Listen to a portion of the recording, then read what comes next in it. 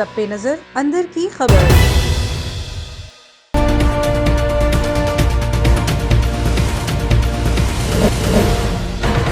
بسم اللہ الرحمن الرحیم، السلام علیکم۔ A1 TV کے ساتھ میں ہوں نیلم ارشد۔ نظر ڈالتے ہیں اب تک کی ہیڈ لائنز پر۔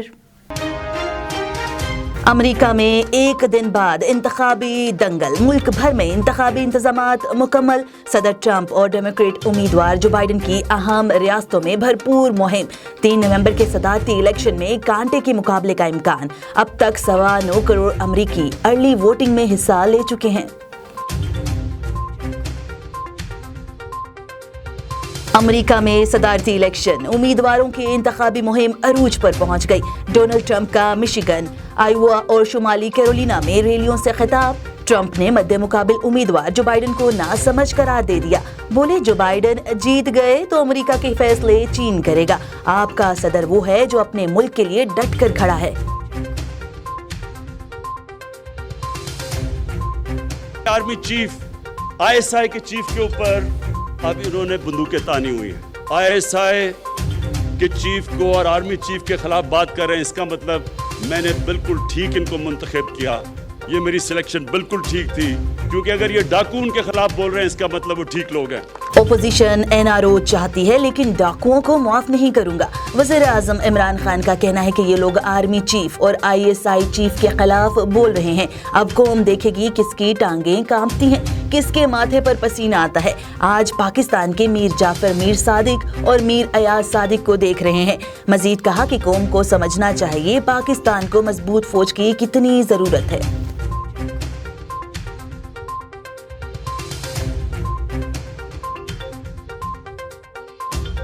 گلگت بلتستان کو صوبہ بنانے کا فیصلہ، وزیر اعظم نے خوشخبری سنا دی۔ عمران خان نے گلگت میں یادگار شہداء پر حاضری دی، فاتح خوانی بھی کی۔ گلگت بلتستان کے یوم آزاد پریڈ کا معائنہ بھی کیا۔ وزیر اعظم عمران خان کا دیا میر بھاشا ڈیم سائٹ کا دورہ، ڈیم پر کام کی رفتار اور معیار پر اظہار اطمینان۔ وزیر اعظم جمعے کو سوات کا دورہ بھی کریں گے۔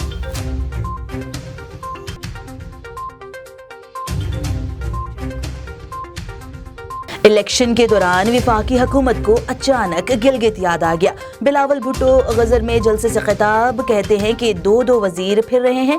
آج وزیر اعظم بھی آگے، وہ کیا سمجھتے ہیں کہ عوام ان کا ظلم بھول گئے؟ ادھر آصف علی زرداری کے ترجمان نے کہا کہ عمران خان کی گلگت بلتستان آمد اور سیاسی تقریر ضابطہ کے خلاف ہے، الیکشن کمیشن نوٹس لے۔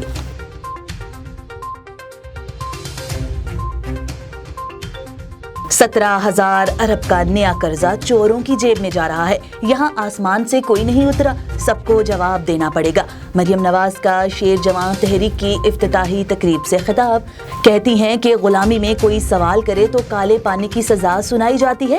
IG کو اغوا کیا جاتا ہے، دروازہ توڑ کر کیپٹن ریٹائرڈ صفدر کو بھی گرفتار کیا جاتا ہے۔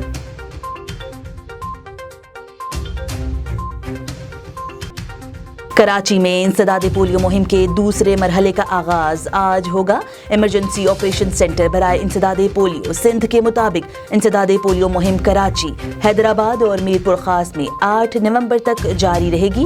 60 لاکھ بچوں کو پولیو سے بچاؤ کے قطرے پلائے جائیں گے۔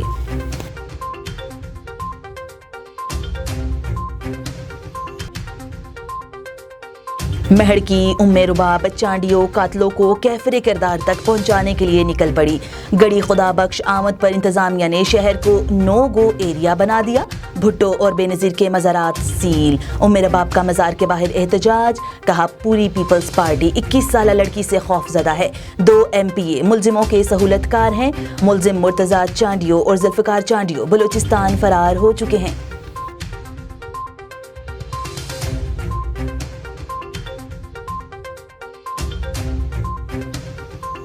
گستاخانہ خاکوں کی اشاعت، فرانس کے خلاف ملک گیر احتجاج، کراچی، اسلام آباد، لاہور، راولپنڈی، ٹھٹہ اور دیگر شہروں میں مظاہرے، فرانس کے جھنڈے نظر آتش، فرانسیسی صدر کے خلاف نعرے بازی۔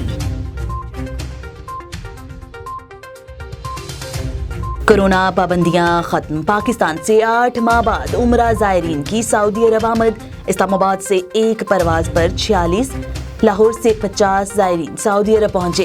سعودی وزیر حج اور نائب وزیر نے زائرین کا خیر مقدم کیا. زائرین کو 3 دن قرنطینہ میں رہنا پڑے گا. سعودی عرب میں 10 دن قیام ہوگا.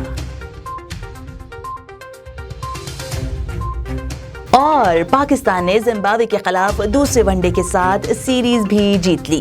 مہمان ٹیم نے صرف 206 رنز بنائے. افتخار احمد نے 5 کھلاڑی ٹھکانے لگائے. قومی ٹیم نے ہدف 4 وکٹوں پر 36ویں اوور میں حاصل کر لیا.